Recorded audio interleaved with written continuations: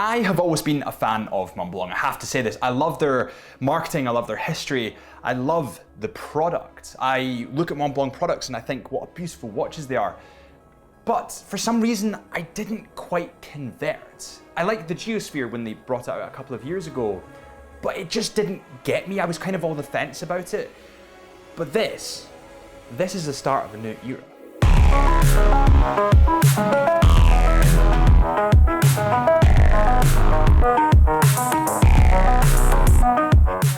Welcome back to Time on the Wrist at Chisholm Hunter. My name is Harrison, as always, and today we're talking about the Montblanc 1858. I keep saying 1857, but that's actually the year that Chisholm Hunter was established. It's 1858, the iced sea edition, and it has this beautifully textured dial. But before we get into it, we have these. We have 5 Breguet hats. All you need to do to be in the chance of winning is subscribe to the channel and comment with your favorite Breguet model. Personally, I would go for the Breguet Marine, but let's have a conversation. Before we get into the specs, let's start by talking a little bit about Montblanc. This is the first ever sports diving watch for Montblanc, and in my opinion, I think it's what they were missing. I mean, if you look at any other brand, whether it's Omega, whether it's Rolex, whether it's Vacheron, most people go towards their sports selection, buy the sports watch, and then buy into the brand as a whole. It doesn't mean that other watches are bad, it's just that the mainstream, the popular models are those sports models. And this is a handsome watch. So let's begin with the specs of this brand new sports diving watch from Montblanc. The case diameter comes in at 41 millimeters, which is, I'm gonna say it right now, slap bang on the money. It is perfect for my slightly slimmer wrists. They come in at 6.5 inches. I would genuinely say that this fits better than my Omega Seamaster that I have on at the moment that comes in at 42. It's quite a compact piece, and on the wrist, it wears wonderfully. The height comes in, according to our digital calipers, at 12.9 millimeters. So it is actually quite a thin watch, and it sits that little bit closer to the wrist. I like watches that do that because in my lifestyle as a photographer and videographer, I tend to knock stuff about. So when it sits that little bit closer to the wrist, you're less likely to knock it on stuff. Next up, let's get this on the scales and see how much it weighs, and then compare it to my Omega Seamaster 300 meters. It's not comparable, but the reason that we do this is so that you have a kind of a gauge, because I know that this watch hasn't hit the shelves yet, but you might have seen the Omega already. So the Montblanc comes in at 174 grams, and that is with the bracelet. And my Omega Seamaster 300 meter Professional on the NATO strap, I got the NATO strap a couple of weeks ago and I love it, comes in at 104 grams. So about 70 grams lighter than the Montblanc, but remember that the Montblanc firstly is thinner and also it has a bracelet. And that is a perfect segue onto the tradition around here at Chisholm Hunter, which is of course wrist check. What is on your wrist at the moment? Let me know in the comments. Let's have a conversation about it. I love seeing all the weird and wonderful watches that you have in your collection. I currently have the Omega Seamaster 300 meters with a NATO strap. It's one of my favorite watches of all time. I absolutely love it. We have talked about the specs, but let's get into the case material and then talk about the bracelet, the shape of the case, the crown, and the bezel and the face. So the case comes in 316L stainless steel, and as does the bracelet. I think, and this is personal, remember it's just one gentleman's opinion, but I do prefer stainless steel to other metals. The reason that I prefer it is because I think it's that little bit brighter and also heavier than titanium. When it comes to gold, you scratch it that little bit easier because gold by its nature is a little bit softer. When it comes to titanium, you've got the durability, but it's a little bit lighter. I'd settle in between, so I'd settle with stainless steel. We've talked about the case, and now let's move on to the bracelet, which is one of the most attractive things about this watch in my humble opinion. So the bracelet has a combination of polished and brushed steel. It has 2 polished links running down the middle just here, and what's more impressive than that is it goes all the way into the clasp just here. Now the polished streaks, or 2 lines if you will, are actually lowered into the brushed, which means that obviously polished is more likely to scratch. So they've lowered it to avoid it scratching, which is a really nice design sort of take from Montblanc.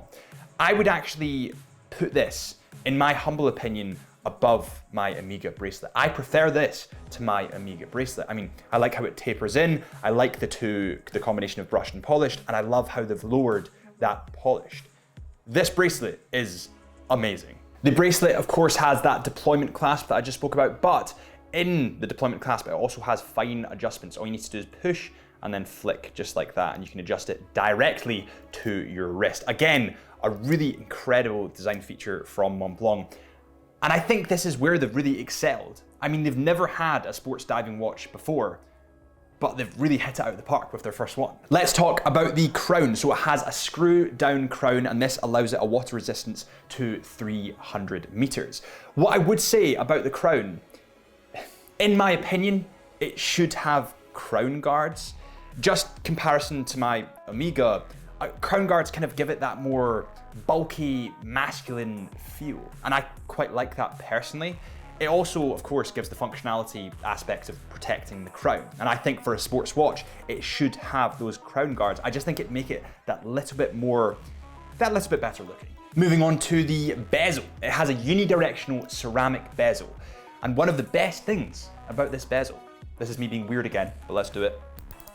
That's so good. Before we go on to the bezel color, let's talk about the teeth. The teeth are quite subtle, but they're prominent enough to be easy to turn and get that beautiful sounding clicking noise. They're actually a lot more easy to turn than my Omega. There's two routes the watch brands normally go down when creating these watches. There's the functionality route, being a tool watch, or there's the kind of stylized route. I think my Omega teeth, if you will, or the sort of grip to turn the bezel, is actually more handsome than this. But I think functionality wise, if you want a real tool watch, this is probably where you want to go. I mean, if you think about it, when a diver has a thick wetsuit on and needs to turn a watch, they need the teeth in order to grip it. So from that point of view, the Montblanc makes sense. The colors on the bezel are pretty striking, actually. From 12 to 3 o'clock is the most striking in my opinion. It's kind of a really dark blue / turquoisey green. It's a very interesting color that they've used, and it contrasts wonderfully from the rest of the bezel, which is more of a navy striking blue. Personally, I prefer bezels with two-tone colors. I think it adds more fun to a watch. It adds more character. So I'm a fan of this. And last but not least, on that bezel, we have white numerals, which are extremely readable against that blue background. There's quite a nice contrast there, especially on the kind of darker turquoise bit. And then we have that dot of Lume at the 12 o'clock mark, making this a fully functional dive watch. The wait is over. Let's move on to the face, which in my opinion is one of the most attractive bits about this watch. I honestly am in love with the face, but like all watches in the industry, this does look so much better on the wrist. So I would urge you to go into your local Chisholm Hunter, where we're actually authorized retailers for Montblanc, and try it on, because on the wrist, it looks. The dial on this model comes in a dark blue color, but I do know that they also come in green and black. My personal favorite is actually the blue. But what's more interesting, what's more incredible about this watch is that the dial actually represents a glacier. If you look closely at the dial, you can see almost like ice, the textures of ice running through it. And it looks absolutely unbelievable. It adds so much depth, and it gives each dial, or each person's dial, whoever gets this watch, has a unique pattern running through it, which is quite nice. I mean, when you buy a watch, you want it to be unique to you. That's why so many people love limited editions. But this is unique to everyone, because the dial is different on every watch. And on the subject of glaciers and ice caves, I actually just got back from Zermatt in Switzerland. I was actually with Bark and Jack, or Adrian, he's a friend of ours, and we were filming for a project. And when we were filming for that project, we visited glaciers and we photographed and videoed the glaciers. They were absolutely incredible. It was one of the most amazing experiences I've ever had. It'll all be on my personal channel. I'll link it up here if you want to see it. But to have a watch that links in with those glaciers, that links in with that theme, it makes me want one that little bit more. Moving outwards from the dial, the hands and the indices are actually filled with Super Luminova. Now, I've already cheated and I've seen the Super Luminova, and I'll just show you. As you can see here, the Lume shines extremely bright and has a combination of green just here and the blue at the indices. And I'm a huge fan of this color difference. On the dial, the 12, 6, and 9 o'clock marks have the numerals there, and at the 3 o'clock is the date window.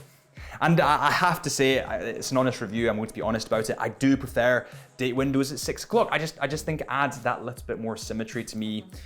That is what I would love to see from this watch. In my opinion, if they were to move that to the 3 o'clock mark, or not 3 o'clock mark, the 6 o'clock mark, and maybe move that logo or get rid of that logo, it would just look so symmetrical. That would be the thing that pushes me over the edge. And on that note, above the 6 o'clock mark is that logo, the 1858 Iced Sea logo that I was saying that I would maybe move. It's not that I don't like the logo, it's just that I think the date window would sit better there. Something you may not have known is that the blue glacier pattern on the dial is actually inspired by the Mer de Glace, which is the Sea of Ice, and that is the main glacier below Mont Blanc. The movement is the MB24.17 caliber. It's an automatic movement with 26 joules. It beats at a frequency of 28,800 VPH, has a 38-hour power reserve, and has a central hours, minutes, hacking seconds, and dates. Now that we have covered the movement, let's take a look at the caseback. So the caseback actually has an engraving of a glacier on it. And a little fun fact, or a little piece of fun that they've added, is that you can actually see, if you look really closely, a little diver at the bottom of the glacier. In my opinion, this watch, this first from Montblanc, marks the age of a new era. And the reason that it marks the age of a new era is because it's the first ever sports diving watch that they have made. And I feel that they did need that spark to ignite the flame. And I think that they have. I think that it's a really handsome watch, but I'd love to know what you guys think. Thank you so much for watching this episode of Time on the Wrist at Chisholm Hunter. My name is Harrison, as always. If you've enjoyed this video, please hit this subscribe icon. If you want to see more from Montblanc or watches in general, make sure you hit the bell icon, and I'll see you next time.